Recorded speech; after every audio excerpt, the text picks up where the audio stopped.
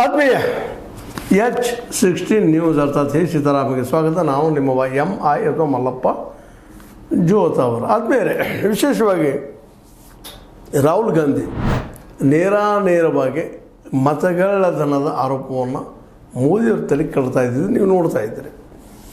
ಇತ್ತೀಚೆಗಂತೂ ರಾಹುಲ್ ಗಾಂಧಿಯವರು ನೇರ ದಾಳಿ BJP ಮೇಲೆ, ಜೊತೆಗೆ RSS ಜೊತೆಗೆ ಮೋದಿ, ಈ ಒಂದು 3 ಪಾಯಿಂಟ್ ಬಿಟ್ಟು ಮತ್ತೊಂದಿಲ್ಲ. ಅದನ್ನೇ ಮಾತಾಡ್ತಾ ಇದ್ದಾರೆ. ಮತಗಳ್ತನ ಆಗ್ಯದ ಅಂತೇಳಿ. ಹೌದು, ಆಗ್ಯದಂತ ಅನ್ನಿಸ್ತಾ ಇದೆ ಇವತ್ತು.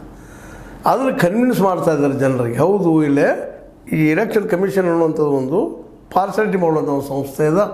ಅದು ಕೇವಲ BJP ಪರ ಇರ್ತದೆ ಅನ್ನೋದನ್ನು ತೋರಿಸುವಲ್ಲಿ ಇಲ್ಲಿವರೆಗೆ ಯಶಸ್ವಿಯಾಗಿದ್ದಾರೆ ಅಂತೇಳಿ ಅನ್ನೋದ್ರ ಎಲ್ಲ ಮತ ಇಲ್ಲ. ಸ್ವತಂತ್ರವಾದ ಮೀಡಿಯಾಗೆ ಬೇಕಾಗಿರುವುದು ಸ್ವತಂತ್ರ ಧ್ವನಿ. ಆ ಸ್ವತಂತ್ರ ಧ್ವನಿ ಉಳಿಸಲು ನೀವು ಮಾಡಬೇಕಾದದ್ದು ಇಷ್ಟೇ. ಅದೇನಪ್ಪಾ ಅಂತಂತಂದ್ರೆ, ನಿಮ್ಮ ಕೈಲಾದಷ್ಟು ಸಹಾಯ ಈ ಚಾನಲ್ಗೆ ಮಾಡಿ ಹಾಗೂ ನಿಮ್ಮ ಧ್ವನಿಯನ್ನು ಕಾಪಾಡಿಕೊಳ್ಳಿ. ಯಾಕಂದರೆ ಅನೇಕ ಕಡೆಗಳಲ್ಲಿ, ಅದರಲ್ಲೂ ಮಾಧವಪುರದಲ್ಲಿ ಏನಾಯಿತು, ಕರ್ನಾಟಕದಲ್ಲೇ ಮಾಧವಪುರದಲ್ಲೇ ಆ ಎಣಿಕೆಯಿಂದಾಗಿ ಅಲ್ಲಿ ನಡೆದಂಥ ಗದ್ದಲಗಳಿಂದಾಗಿ ಇಂಥ ಅನೇಕ ನಾವು ತೋರಿಸೋಣ ಅಂತ ಹೇಳಿದ್ರು. ಇತ್ತೀಚೆಗಂತೆ ಮತ್ತೊಂದು ದೊಡ್ಡ ಮಾತನ್ನು ಮಾತಾಡಿಬಿಟ್ರು. ಹೈಡ್ರೋಜನ್ ಬಾಂಬ್ನಂಥ ಮಾಹಿತಿ ನಮ್ಮ ಕಡೆ ಇದಪ್ಪ ಅಂದ್ರೆ, ಹೈಡ್ರೋಜನ್ ಬಾಂಬ್ ಅನುಬಾಂಬ್ಗಿಂತಲೂ ಹೆಚ್ಚಿಂದದು.